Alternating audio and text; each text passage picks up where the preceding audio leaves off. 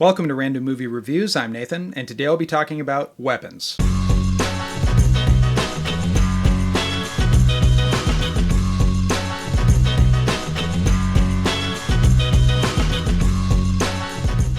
So Weapons is the latest Zach Cregger horror movie that came out earlier this year and generated quite a bit of buzz due to the film's incredibly intriguing premise and ad campaign, as well as the fact that Zach Cregger's last movie, Barbarian, also generated quite a bit of positive buzz around it. And he now appears to be the latest horror movie filmmaker to come out into making movies from having a comedy background similar to that of Jordan Peele.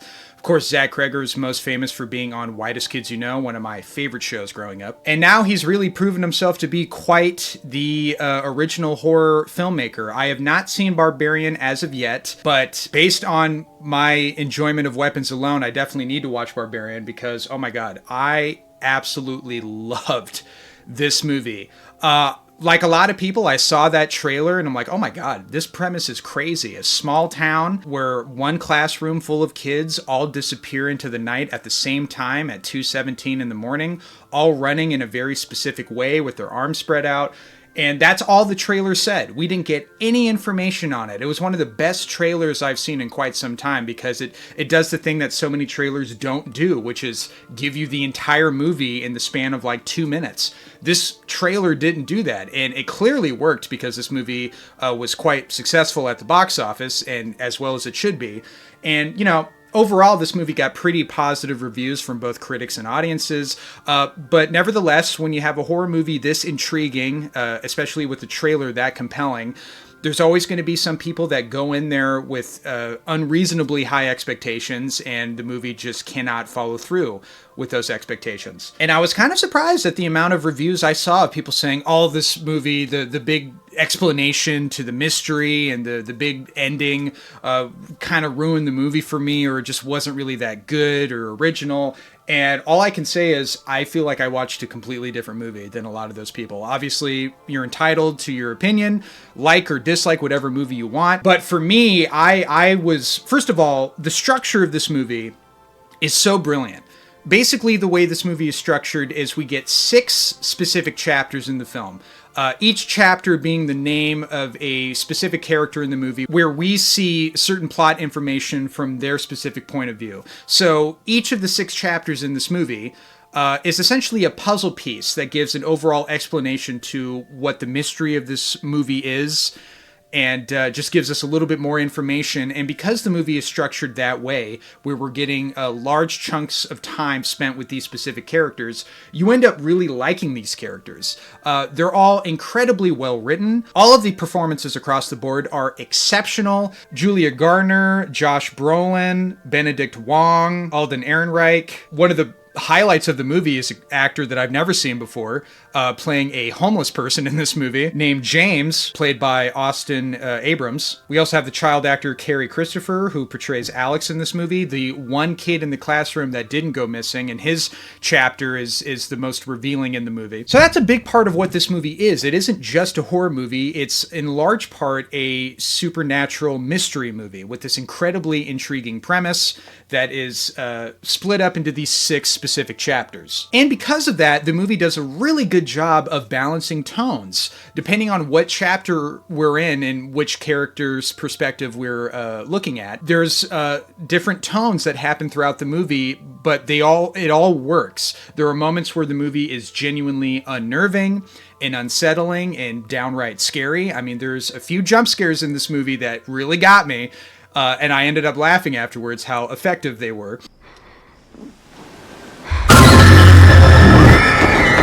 What the fuck? What the fuck? And then there are moments in this movie where it gets surprisingly pretty funny, which leads into one of the problems I've had with people talking about this movie, mischaracterizing it as a horror comedy, which is just not an accurate description of this movie. I'm sorry. Just because certain horror movies will have moments of comedy in it, that doesn't make it outright a horror comedy. There are comedic moments in this movie. They pretty much all landed for me. There's one specific scene with Josh Brolin that was quite funny. For people who've seen the movie, you probably know what I'm talking about. And the ending of this movie is so over the top and insane that was also quite humorous.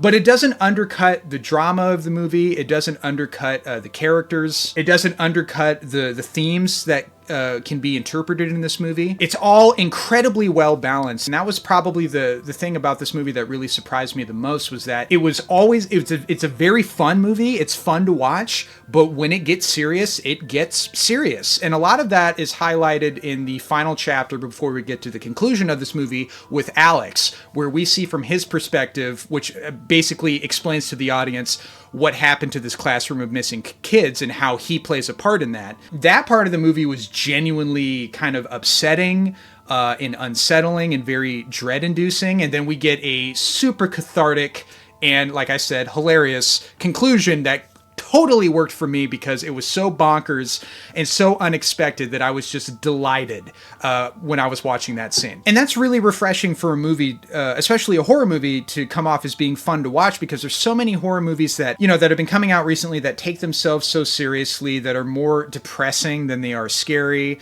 And they're all trying to do the Hereditary thing, where we want to make a movie that doesn't just scare you, but one that like really emotionally upsets you. And look, sometimes those movies have their place with me.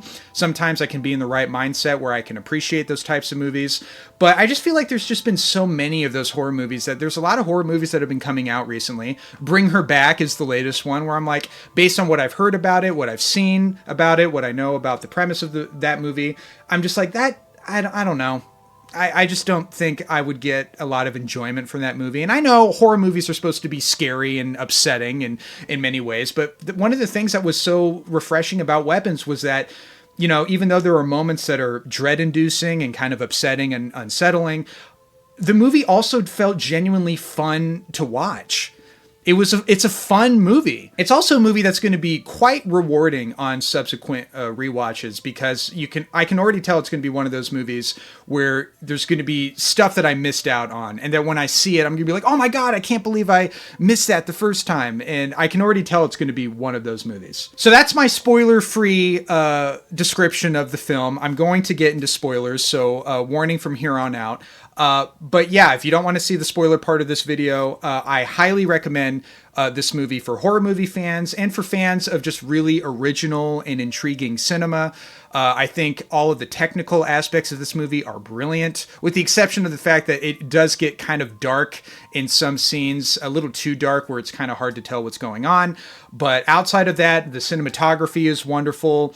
The editing and the structure of the movie was fantastic. All of the performances were top tier. Yeah, I cannot recommend this movie enough. I absolutely loved it. Okay, so the big twist in Weapons is that Alex has a out-of-town aunt named Aunt Gladys, who shows up randomly on his family's doorstep, and his parents end up going underneath this hypnosis, essentially, where the movie doesn't outright say that this is what's happening, but it gives you enough visual clues where you can kind of come up with this conclusion that she's very sick, and she is looking to drain people's life force for, more longevity, for youth, for more power. Like I said, it's a little bit nebulous in terms of what the motivation is, but you can kind of come to your own conclusion about that. But this ends up not being enough, just sucking the life force from Alex's parents to give her longevity.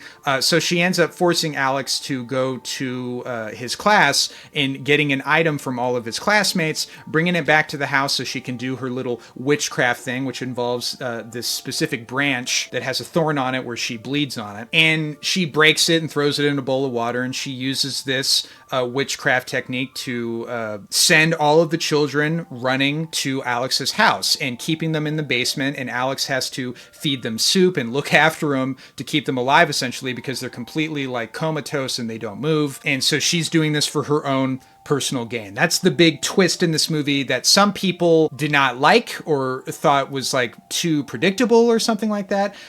I can only speak for myself. As I was watching the movie, I felt that it made total sense within the context of the movie. There's numerous moments throughout the film where it's foreshadowing that conclusion. And then we get to the big finale in this movie where Alex makes one of the smartest decisions I've ever seen in a horror movie, where he uses the branch technique that Gladys has been seen using throughout the movie against her, and has all the kids run after Aunt Gladys in an attempt to, not only stop Aunt Gladys, but to save his parents from being possessed that are trying to kill him. And that moment, it was the moment where I'm like, okay, I love everything about this movie, because I was wondering if the movie was going to stick the landing in terms of the epic conclusion. And for me, it 1000% did. It was funny. It was unsuspected. I didn't see that coming.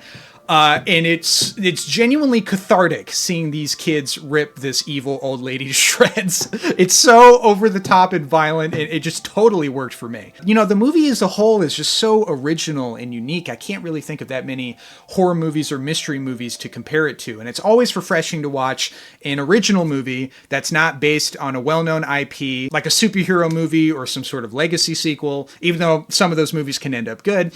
It's just refreshing to see that we still have creative minds out there working in the movie industry to deliver us some genuinely original and fun movies. I mean, this movie is fun. It's thought-provoking. It's scary. It's funny. It's completely engrossing from beginning to end.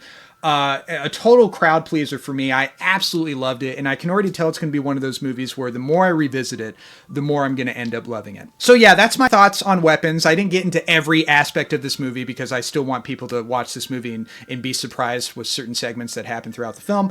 But for the people who have seen Weapons, I would love to hear your thoughts on this movie. What did you think of it? Did you like it? Did you love it? Did you hate it? Mention it in the comments below. And as always, thank you guys for watching.